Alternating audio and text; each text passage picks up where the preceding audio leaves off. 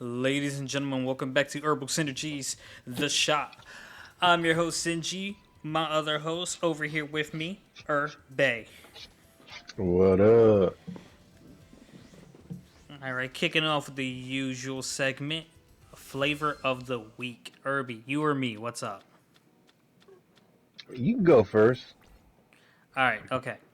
So as you guys know, I'm collecting mangas and I'm I'm not diving into new ones, but I am collecting ones I haven't seen or read before to see how they turn out.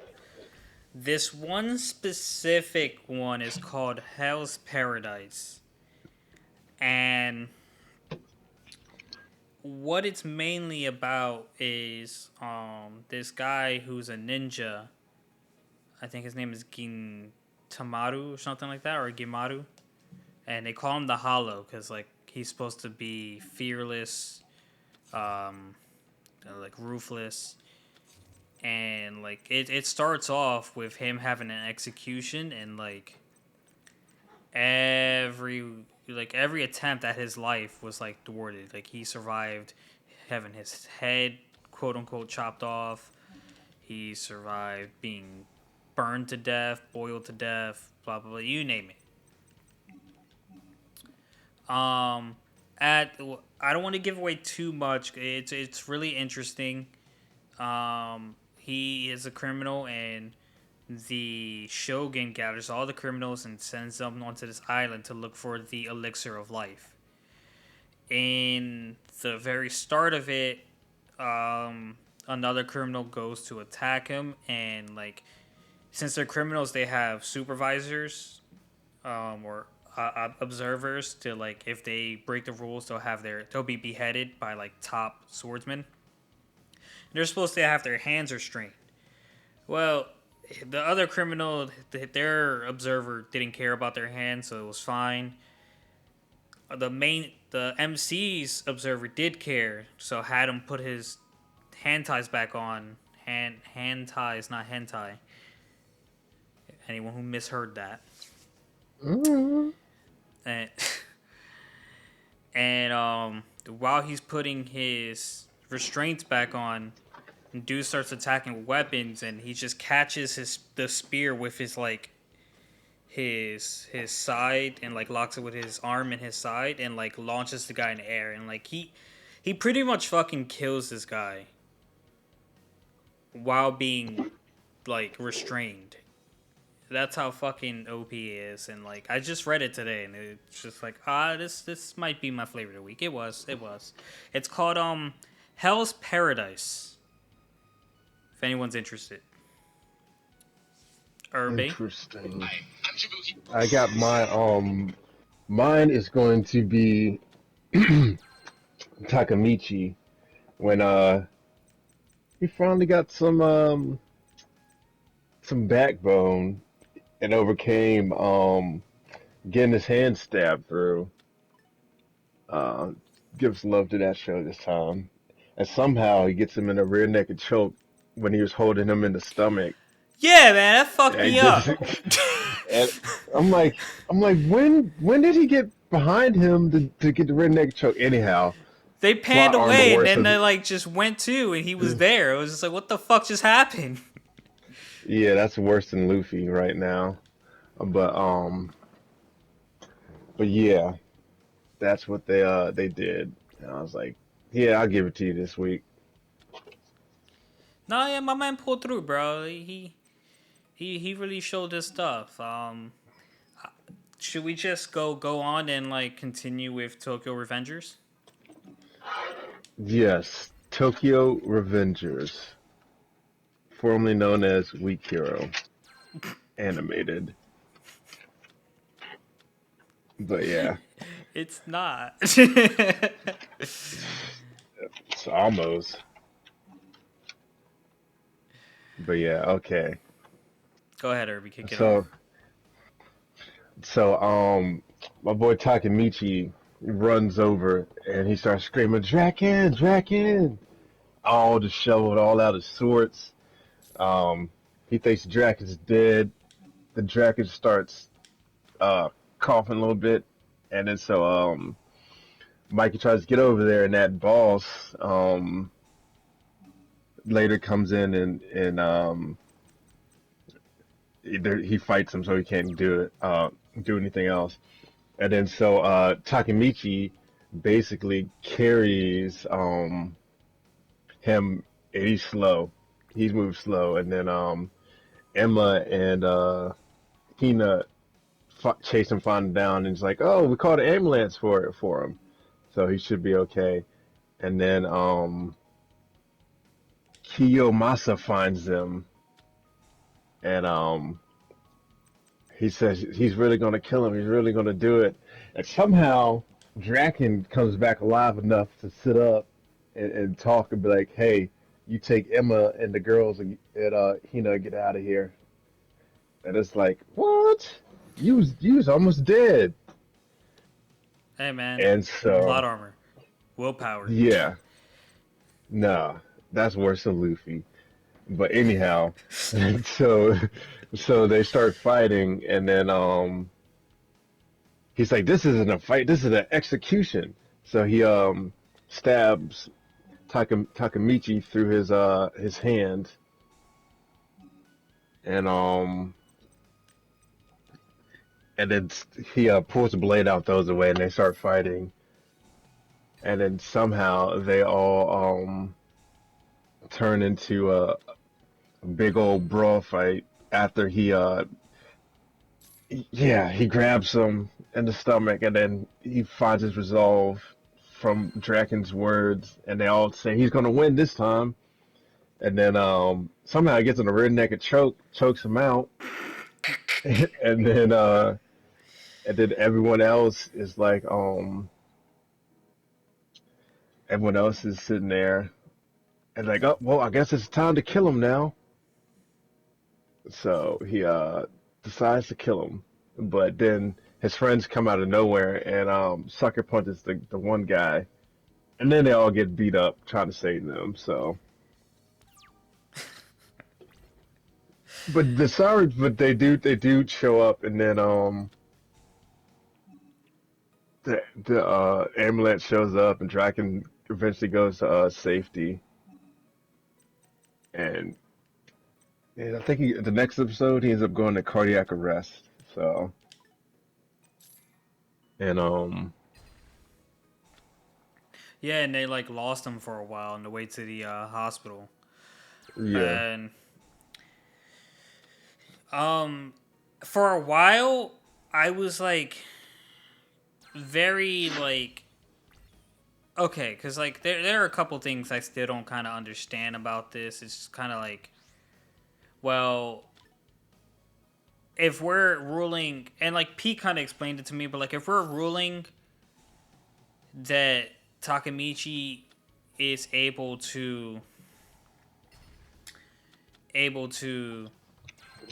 travel to past by touching Naruto's hands, which I still don't know if I'm saying that right, but we're gonna roll with it. How did he get there the first time? Because Naruto was dead the first time, and Pete said there in the future, like without trying to spoil, there is another way he does it. But like even then, it's just like I don't know. That seems like a major plot hole. But then it started seeming like the usual fucking obviously you go back into time and like you can't fuck shit up or shit's gonna be fucked up. It seemed like Takamichi was the one causing Draken to die a little bit. nah, No, because like a lot of that event transpired because Takamichi like was there and like you know what I mean. Like it could have been because of that. It could have been because he was there in the first place that like it happened. I don't know. That's just me like trying to figure this shit out. Anyways, they go to the hospital. Draken isn't breathing, and Mikey shows up, and he's like, "Quiet, guys. We're in a hospital. Kenshin's gonna be okay because Kenshin said he'll always be by my side. He doesn't go back on his word." And that's when I feel like we have the most wholesome moment that episode from Mikey. because when Draken finally pulled through, Kenshin left right away, and he went behind the building away from everyone else who was celebrating so he can cry and let out his emotions that he felt. Because, like, it was weighing on him that much. And I was just like, damn, my man has feelings. He's not call him an anti-Sinji, but yeah. So we find that Hana Senju, the vice commander, wants to create a new game called Valhalla as well in this episode. Um, but then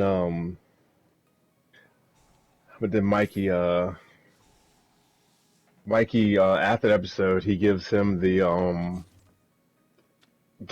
the first gang suit he wore, and then um that's when Takamichi visited Draken. So so I was like, yeah, okay. What But yeah, was what was kind of weird about this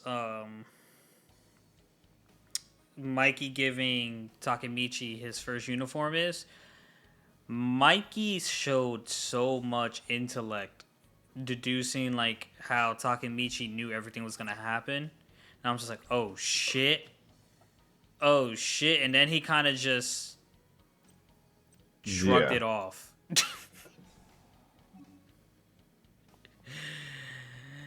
I was just like, oh, why'd you shrug it off? yeah, pretty much. It just was like, oh, let me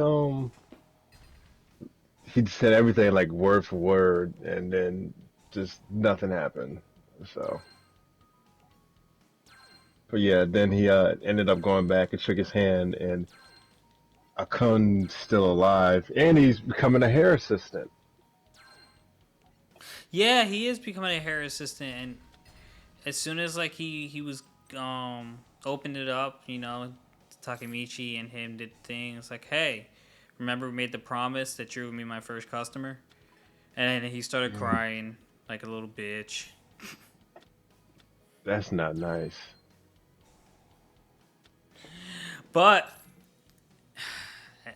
he gets the call from Naoto, and the fucking episode ends after he's like, let's go see Hina. I was like, what?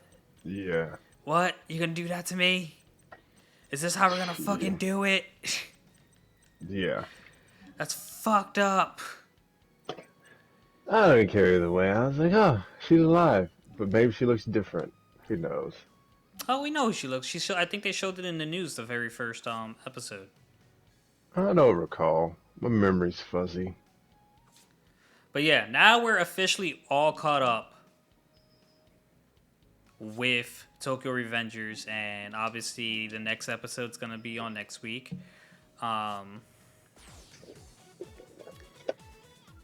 I feel like we end on Demon Slayer. So Irby, tell me. I told you guys about Hell's Paradise. Irby, I'm reading Solo Leveling again. Still amazing. Still wonderful. Uh, Mm-hmm. fucking love it. I started like 3 or 4 days ago. More than halfway through it. Whatever. Irby, what do you got going on?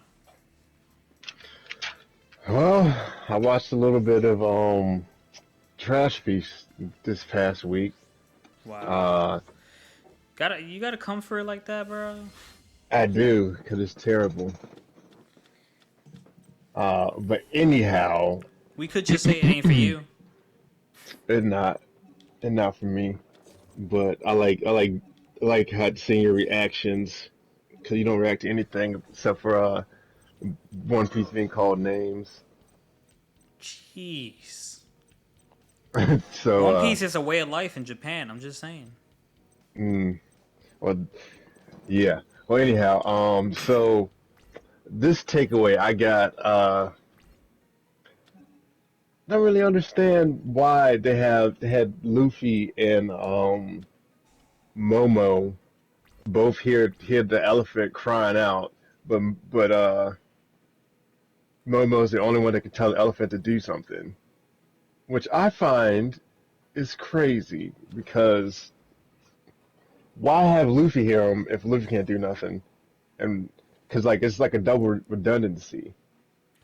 So Luffy's running around screaming like a little little maniac, and he's like, "Ah, y'all don't hear it, you don't hear it." And Momo screaming. They did that for about 6 episodes. Um, and then they finally figure out, and then Momo finally figures out. And he tells the elephant, "Make Jack go away." So he makes Jack go away. Um, so that happened. Uh, I know they they put explained the why they can hear the elephant and no one else can, but I just don't remember. It was so long ago, even though it was kind of recently. well, it's like it's Momo's special power, and apparently, the only other one to actually hear it before was Gold D. Roger. Yeah, but So Luffy can he's hear it too. Like, I almost theorized that like Momo can understand it because he has like the dragon fruit, so maybe he can understand animals. But it's like, nah, that can't be it because there's no like evidence saying that he communicates with other animals. Even though I've never seen him with another animal. exactly. So I don't know, but I'll say that too. I was like, is it because he's animal? But I think his father is something in their bloodline that does it. Um, so that's what I'm thinking. It's like a Kike Genkai, If you you will. know? Yes. So it's like that, and I guess the other thing too is like they were preparing stuff, and this is going to be a super hot take right here. I feel like Zoro has to have that directional flaw capability because if he didn't, he'd be way better than Luffy in the show. Zoro's always getting lost. Like if it was for that, everyone probably like, oh, Zoro's great, but Zoro was too powerful and they had to nerf my guy. Nigga, what? No. Yeah, hot take right there. Zoro can't beat Luffy. I think he could. No, his hockey's not strong enough. Not right now, It won't but be. Luffy's like at a plot armor alarming rate, increasing the strength of his hockey like continuously. yeah, that's because they knew Zoro would have sliced him up had he had the chance, but they ain't want Zoro to outshine Luffy, so it just Well, is what it is. Here's the thing. Okay, um, Luffy is the captain of the ship, but no one joined the ship to help Luffy's dream. That's not what they say. No, because Zoro joined to be the best swordsman in the world. Nami joined to navigate the sea. Sanji joined to find the All Blue. Usopp joined just because he wants to be brave, even though he's been a bitch since day one, and he almost looked like he had potential after the 2 year gap and came up with all these muscles and showed he learned observation hockey. But Usopp is still pretty much a bitch. Chopper wants to be. I think Chopper just wants to be a fucking pirate to be a pirate because that doctor that he originally was with was a pirate, and that's the only reason he wants to be a pirate. And he's a good doctor. He ain't a doctor. Frankie wanted to set sail with his ship, his dream ship that he created. Robin, Robin might be the only person who joined the crew because she genuinely just liked being with that crew. Um, Hmm. who did I miss someone? You did, Who did I miss? Brooke. bro. Brooke joined the crew because Brooke also generally likes being with them, and he was trapped in a place with no shadows. So like, I can understand why Brooke joined the crew, but like, no one joined the crew to help Luffy be the king of the pirates. That is everyone has their Hmm. own dreams and things to go with, except maybe Brooke and Robin. Hmm. But eventually, they all do say We're gonna help him become king of the pirates. Bro, I'm sorry. Zoro is like the best fucking unofficial vice captain because you'll have people argue left and right that Zoro is not the vice captain. Um, Zoro is the best fucking vice captain because just if no for no other reason, that fight after Gecko Moria when he I think Puma is the name, when he said he'll take on all of Luffy's pain and like the man almost bled out.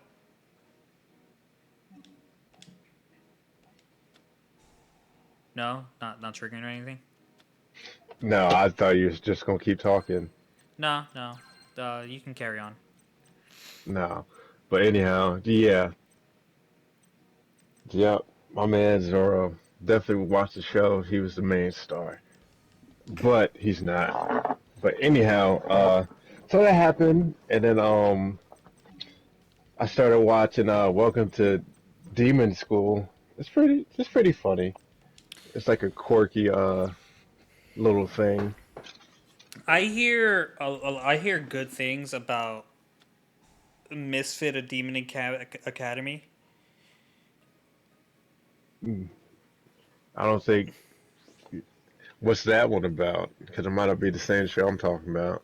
It's not. It's not. So this one is Uh, about like a demon lord gets bored of his life and decides to like reincarnate X amount of years in the future where all the demons have gone soft. So now he's a demon lord and he's fucking OP and he's like enrolling in school and it's just like from what I hear, it's just constant him showing off his ability and flexing. Like I think I saw like someone mentioned the scene. I remember seeing it in anime one time, not an anime in YouTube, like one of those fucking top 10 videos. And like the man kept killing someone with his heartbeat and like bringing him back to life and killing him and bringing him back to life with his fucking heartbeat. And I'm just like, this looks like it could be something good to watch. And then I never fucking watched it. And like I have three of the books, and I'm like debating like, do I start the anime and then watch the books, or read the books and then start the anime?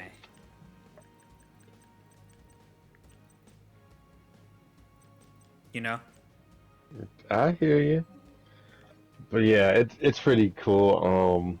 The storyline is uh, the head chairmaster of a demon goes to the human world and basically pays this kid's parents, and they're like, "Oh, we'll take the money, and you can have him," and they ship him away to all because he wanted a grandson. But basically, he has no powers, and like in the world of demons, you need power. So it's like a cross between uh, My Hero and like Naruto because eventually like he starts befriending demons and they're like, oh, we like you and stuff. Meanwhile, they don't know that he's human. And then he also gets power ups along the ways and stuff. So he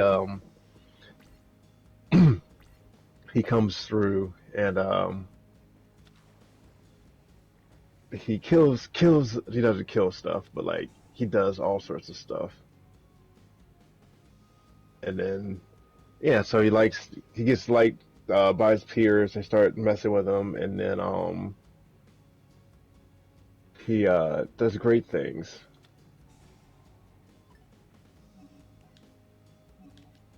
Gotcha, gotcha. And Yeah, other than that, you got anything else? yeah. Watch Tower of Betrayal. Yeah. Yeah. Okay. How you liking it? Are you liking it?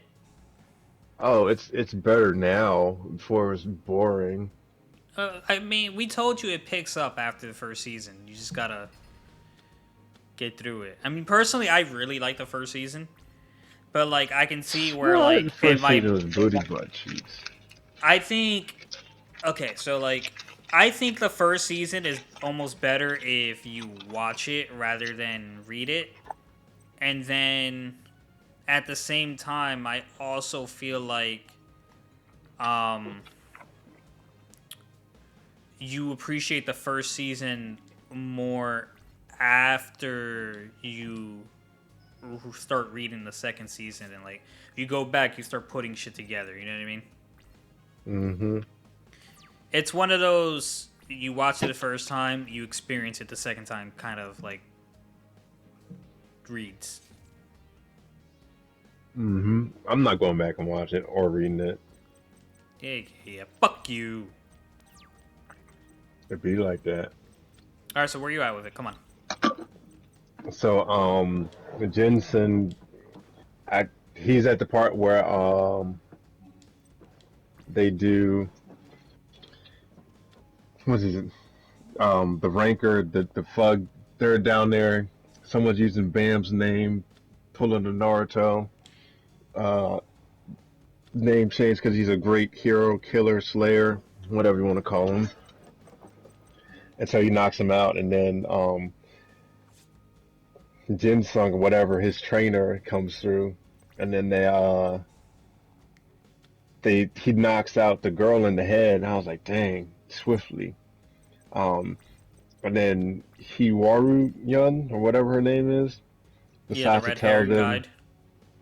yeah, just decides to tell them that they came there to kill all the band's people so he can go up the tower. And they're like, Bam decided to let you live, so we're gonna let you live. So that's what they did, and so they let them go, and then they want to fill the tower with the blood of the king. So, and then the next chapter you find out that Bam has to be a slayer in order to make sure everyone lives. So it's like, huh, Oh, so interesting.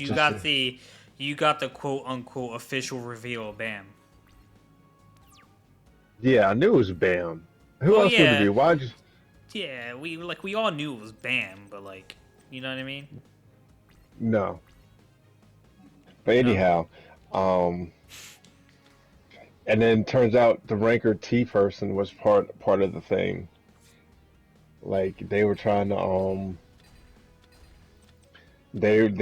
to get him to do stuff and fill up the tower. So, but yeah, so he's going up the tower to save his friends, and they want Bam to kill Jihad, and then the team gets scared of Viol, um, right? The team that they're supposed to fight gets scared of Viola, and the Ranker sets up a new test for him to find, Viola. yeah, Viol or whatever you want to call it, and then the test one to find like a hidden gem in the Zinga, which is like a hippo-like creature with like two blowholes. Um, and it only surfaces for 2.5 hours, and it flips every 30 minutes. And then there's just some random guy chilling in there. Oh my God, Ulrich Menzino, bro. Yeah, I was gonna say that at my next reveal, but I guess you ain't want me to be great today. I'm sorry, that man's a Um, fucking stud. but then and then they walk through, they see a flower, they don't see it, they walk right past them, and then there's a flower growing on a little piggy, and then they killed this other little animal type thing that ran away because something, and then the guy kills rankers that he doesn't like in there. So I was like, huh. And then he talks to Bam, tells him trivial stuff, and says Bam says he has stuff that he fears other than death that he wants to protect, and they're fighting and stuff. And then Bam saves the little girl, gets his back blown off by the guy, and then gets a flower for his courage to protect a teammate while facing the strongest man. And then you find out that the whole ranker people basically make the animal and the flower like scarce because they pluck them before they're ripe to grow old. Mm-hmm. So and so that guy he basically was in there trying to protect those flowers. um, and protect the animals. And then yeah, the Rangers come and try to assault him because he was in there, and then he basically destroys them all. He's like, "Oh, one versus three." He's like, "It should have been one versus 1,000." Yeah, And then yeah. so There's like and then one versus three, and I'm like, blah blah blah. Take on someone like you. You just go to numbers. Like, nah, not the numbers. You brought too little people. yeah, For it to even be a war, but you have at least 1,000 for me. Like, oh, hard flex. yeah. So so he does that, basically whoops him, smacks the one ranker in the face to the ground. And I'm like, oh man. And then that's when you find out it's Eric Menzino. And then the Yeon family, they didn't care that the information of them harvesting plants where they're ready was out on the internet. They just wanted that little thing back. So they offered a reward. Mm-hmm. Yeah. And then Karaka, um, whoever that guy is out the shadow, was like, yeah, Baron's master, like more friends, more hostages. And basically, Karaka has a Pokin, another shadow monster, Mm-hmm. and he tells them kill him if they get out of line. So I was like, dang, Yeah, because Jin Sing Ha was like willing to let Bam go on with these people who basically tricked Bam into being their teammate. Let's be fucking perfectly honest. But after the last incident, Jin Sing Ha was just like, I was foolish. We'll find another team. You guys should leave them before they want you dead. I'll take care of everything. Just leave him. And Karaka shows up, and like you said, Karaka doesn't trust his master, which is his master as well. Karaka is Jin Sung Ha's pupil as well as Bam. So they're like, they probably don't know. Like Bam probably doesn't know this. I'm not sure, but like they're co-pupils or whatever, however you say that. brother students or something. Yeah, students the same master, whatever. Is that where you left off? Yep. What's really interesting to me about Tower of God, without like spoiling anything, is like both sides of like these factions. You have three factions right now that you know of.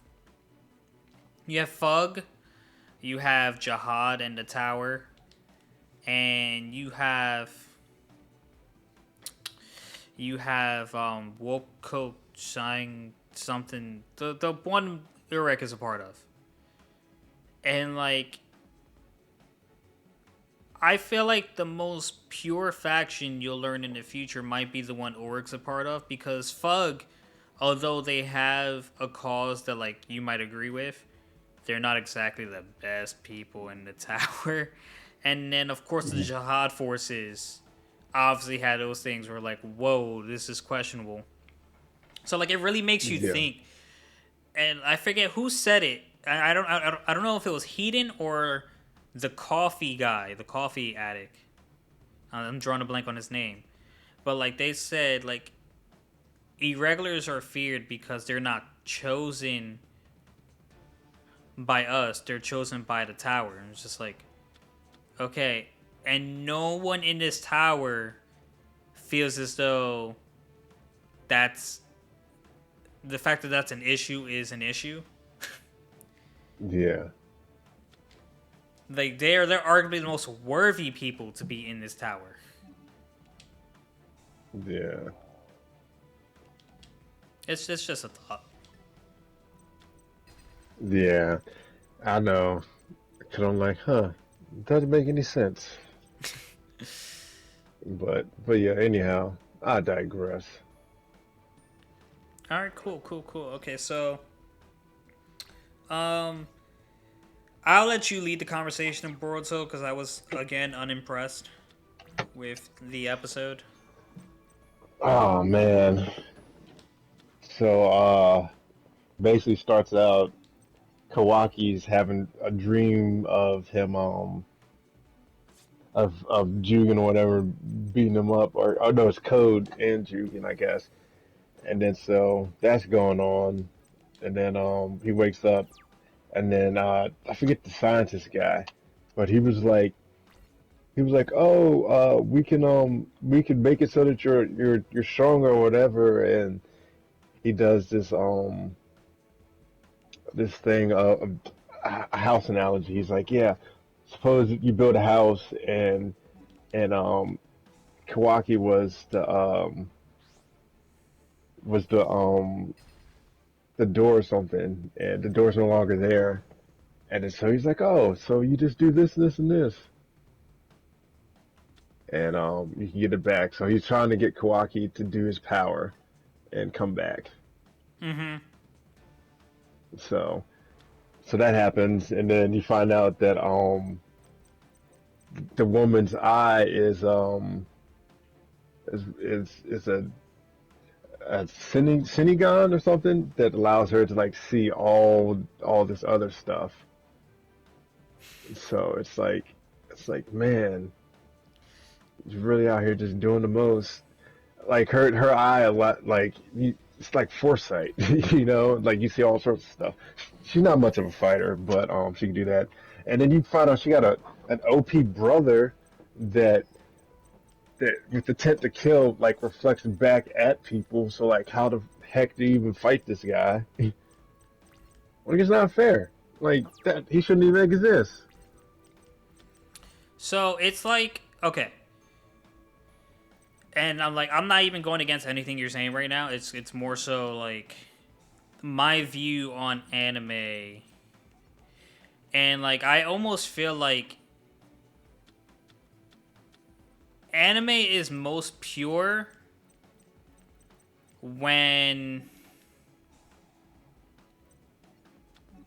during the first series, if that makes sense. And I'll explain it a little. Okay, so like let's take Naruto for example.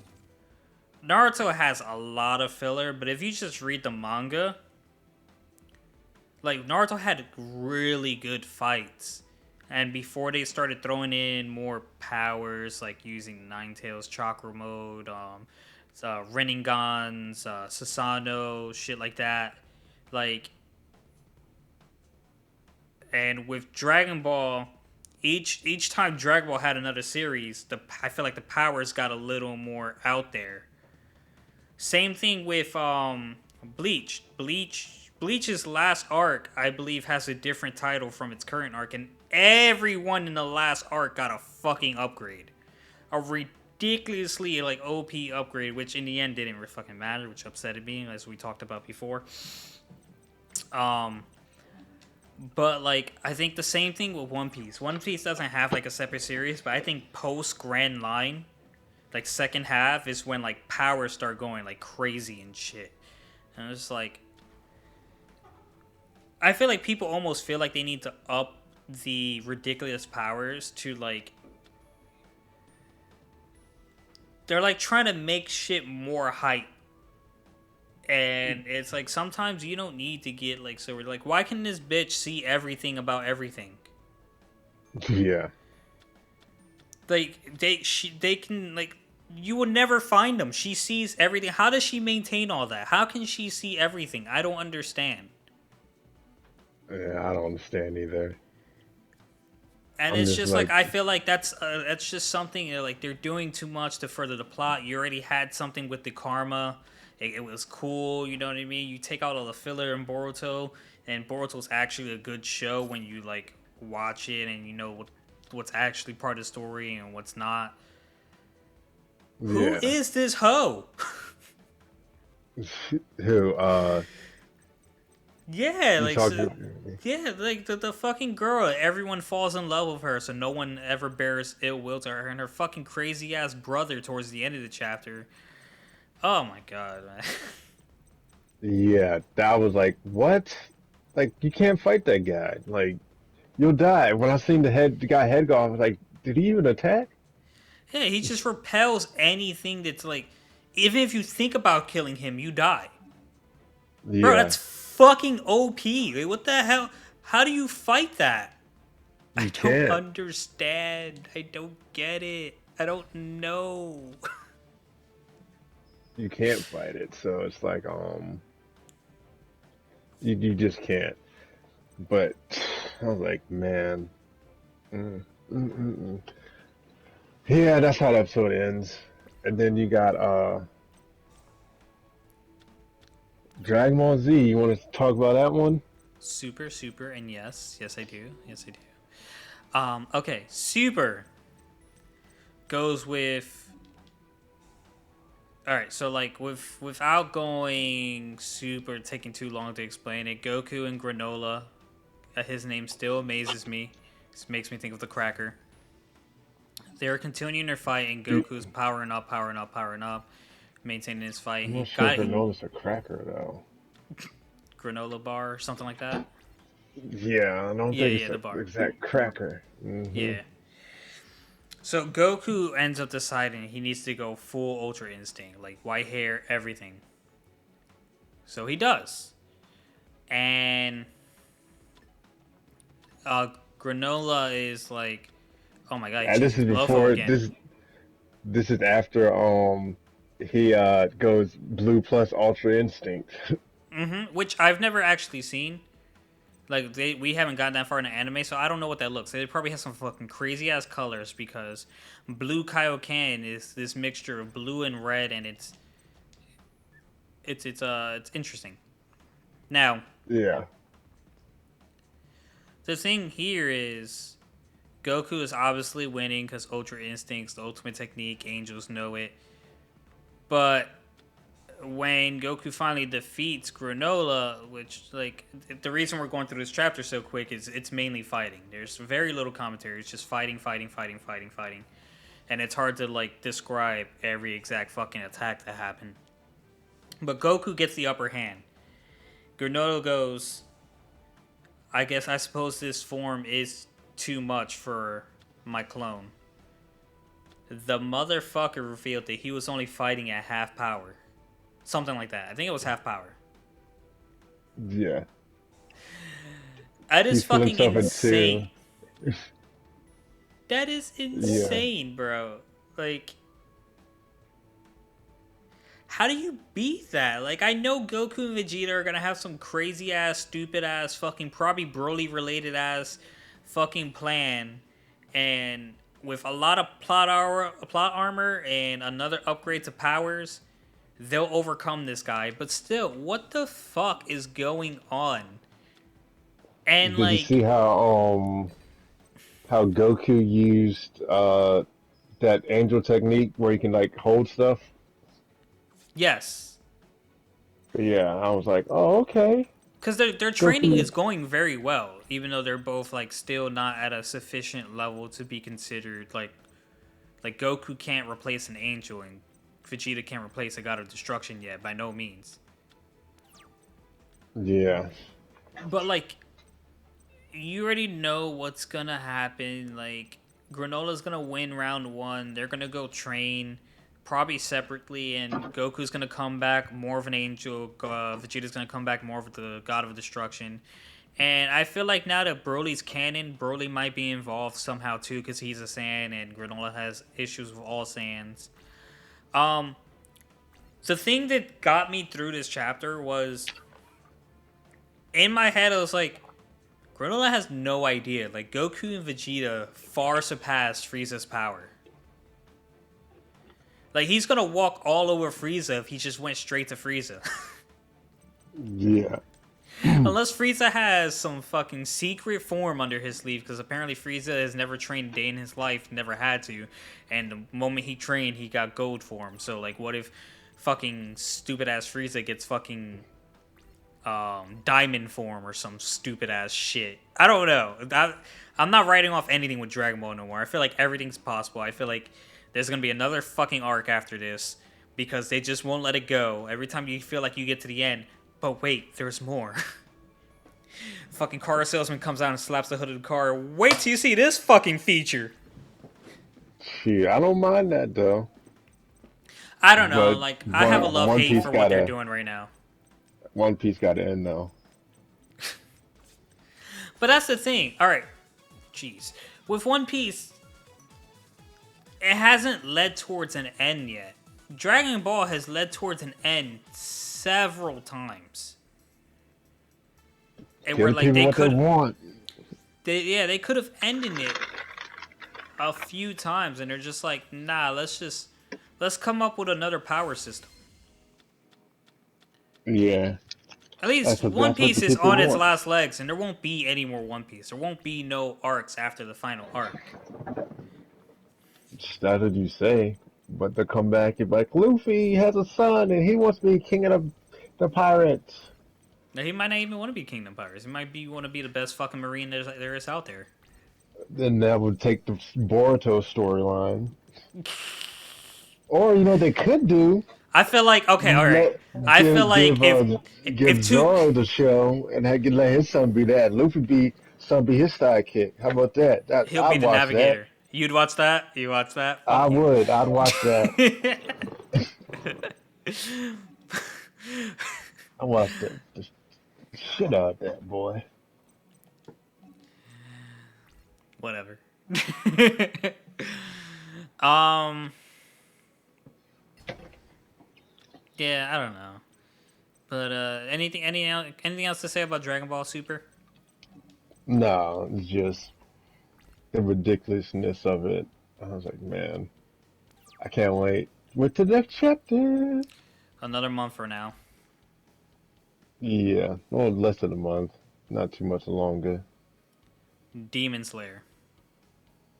Oh man, here we go. They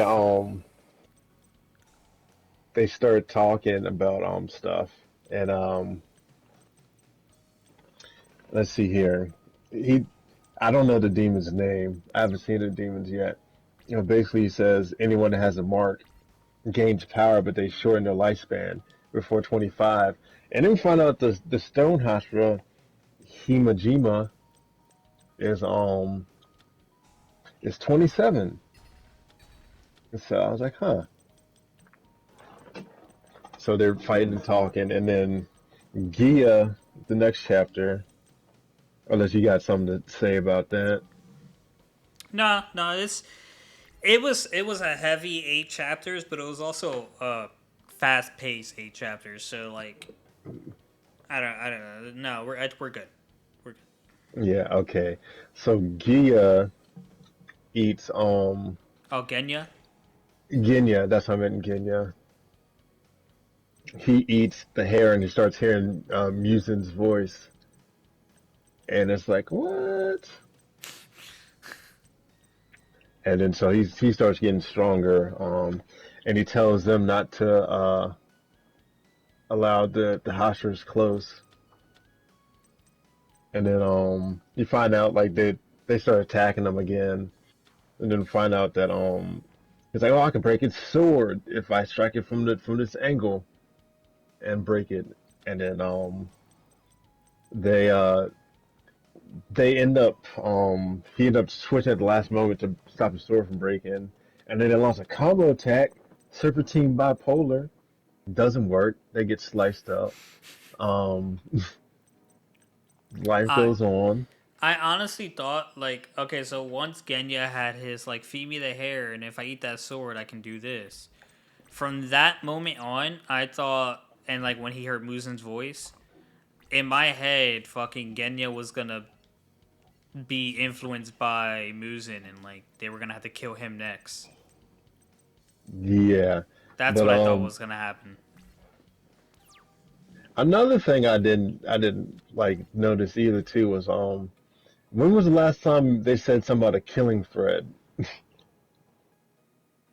Because I haven't seen. Because before it's like, oh, Tandra's like, I can see the thread or whatever, and then now it's like, oh, no mention of it.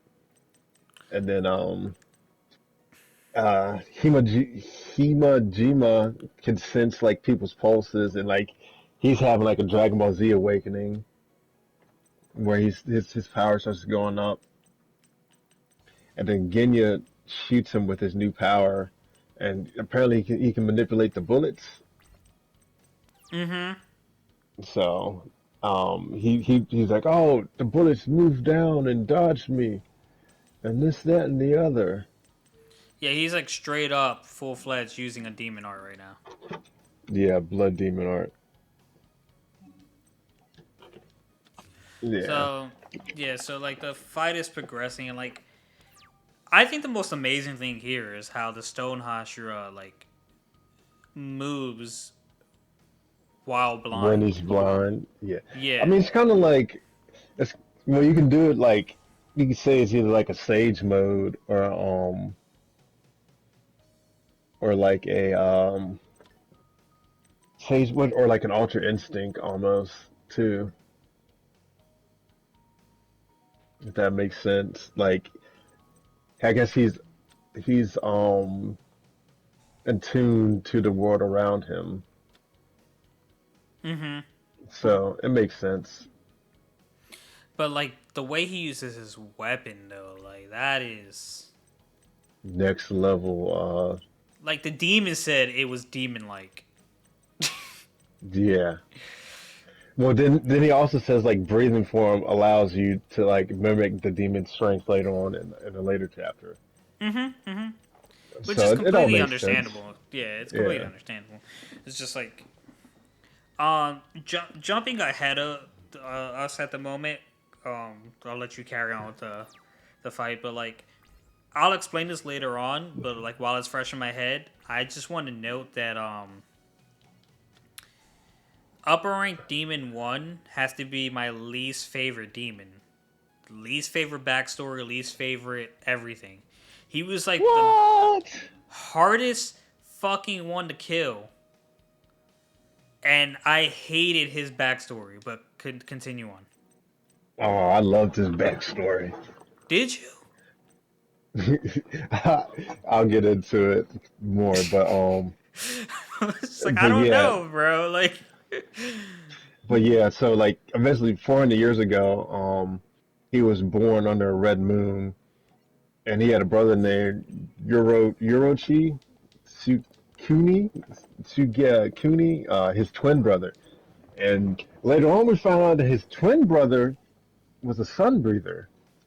mm-hmm. So that makes his sense. his twin brother was born with the mark, where he Yeah, had to manifest it years later. yeah. So that was and it kind of makes sense because if you think about it, if you say the sun breathing is like the sun and moon, they're like opposites. So like it makes sense you had twins for them Mm-hmm. to be each. So like I didn't realize that until later in the chapter. I was like, oh, I didn't even know. But but yeah, Yukito, they all like simultaneously attack, and his blade turns red when he stabs them, and they're all trying to kill him. Ginya's shooting them all. Um, so he's like, yeah, he's turned red just like my brother. And then this is when you get his backstory. Yoruichi was 7. He was always gifted. He hit his brother's instructor 4 times and knocked him out. The dad didn't like him because he had the red mark. The mark, yeah, he thought because he had the mark, he was different, and like like he was gonna kill him, but the mother threw a fucking fit, and um, Yeah, she got incredible strength. yeah, and then the plan was to just send him to a priest place when he was 10, I think. Yeah, Right. But like every time he saw his brother, she was like in his eyes clinging to her left side, and like he was just like, "There's no way he can be a chosen one or anything, because like and he's be weak." that How? clingy. Yeah, Mm-hmm. but And like well, this kid adored his fucking brother, the Yoroichi, whatever his name is. yeah, Yurochi. Mm-hmm. It's just, I don't know, man. I don't like his backstory. I don't. I think it's lame. Everyone had like a sad backstory to like, you know, people turn to dark things when like they're in hard times. I understand that. This motherfucker was just jealous of his brother. Yeah. Well, let me finish the synopsis, and then Go ahead, go ahead, go ahead. I'm sorry. we can talk about it. And then yeah, his brother from early age could see um the whole the flow of blood and bones as people breathe. Like he told him like the reason why he hit the teacher like that was because he saw his breathing and did all that stuff. So it was cool. I did enjoy learning about him. And then yeah, so you always thought he was clinging, and then his brother left to the monastery early. This is when you find out the reason why he was clinging was because his mother was like terminally ill on her left side or something, like she had an illness. So he wasn't clinging; he was supporting her left side when she was going about. So and then later on, the demon abandoned his wife and his brother after his brother came to save him, and his brother was a demon slayer. And then his brother basically was teaching people breathing techniques. So I want to say that Yoroshi's like the father of the demon slayer corpse, almost, sort of, I guess. Do you But think so? yeah, I mean, Well, because no, the no, way I don't think so. I don't think I so. mean, Cause it's probably been around, but the way it was reading was like he said he substituted breathing like he developed other forms of mm-hmm. breathing for people to fit their needs. So, but yeah, this is like 400 years ago. I think Muzin's only like 400 years old, and he was like the first demon, right? Yeah, Muzan was the first demon, but like also before I think his name was Ubuyashi, the demon slayer former leader. He said like Yeah, Muzan is a descendant from their family, and that's why they hunt demons to right that wrong, yeah, something like that. I could be wrong. yeah. So it's probably written in my notes somewhere from back in the day. But yeah, but yeah, his backstory was alright. I I didn't mind it. Hate it. Like it was like yeah, like he was just jealous because he wanted to be like his brother, but like his brother wanted to be like him.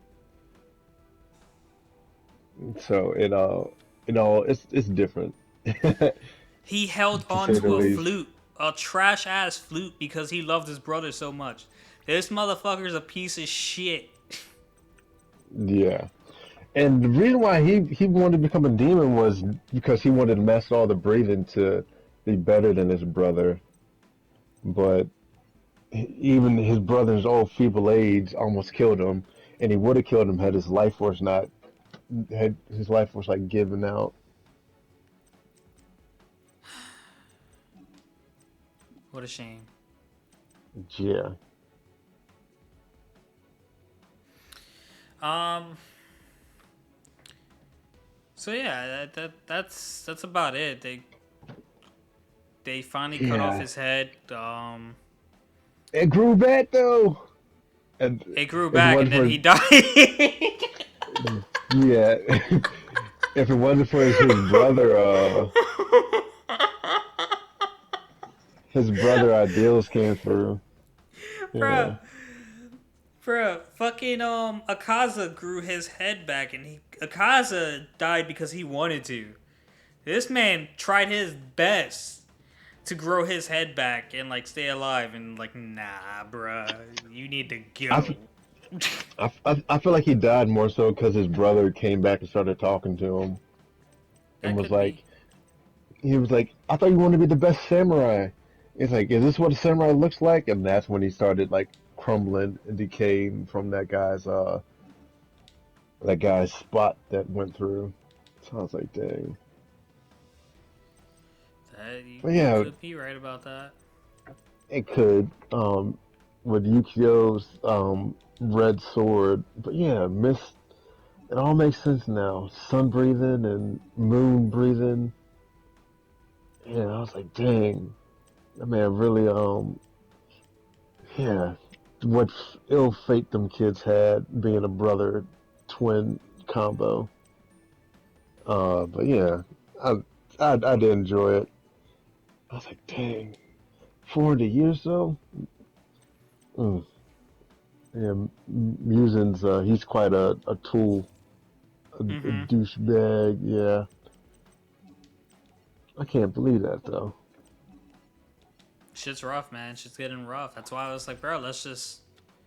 We only got one episode of Tokyo Revengers to watch next week. Let's just bang out the rest of Demon Slayer, and Nah, then I'm we'll happy just have where a it's whole at. bunch of new content in to 2 weeks from now.